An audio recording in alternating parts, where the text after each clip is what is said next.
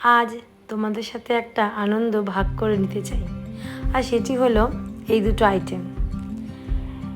এখানে একটা ছোট বক্সটার মধ্যে একটা মঙ্গলসূত্র আছে, যেটা কি না বিয়ের সময় কেউ একজন আমাকে দিয়েছিল রূপোর ওপর সোনার জল করা। আর নিচের এই বক্সটাতে এই আইটেমটা কিছুদিন পর আমি কিনেছিলাম, এটাও ছিল রূপোর ওপর সোনার জল করা। তখন প্রথম কিছুদিন ব্যবহার করেছি ঠিকই, তারপর বহু বছর এগুলোকে ইউজ করিনি।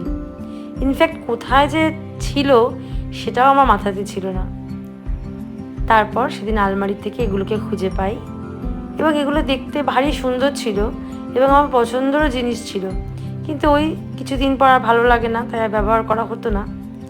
যাই হোক, সেদিন খুঁজে পাওয়ার পর আবার এগুলোকে মনে হলো একটু রং করিয়ে আনি, কারণ সবসময় তো সব জায়গায় সোনার জিনিস পরা যায় না।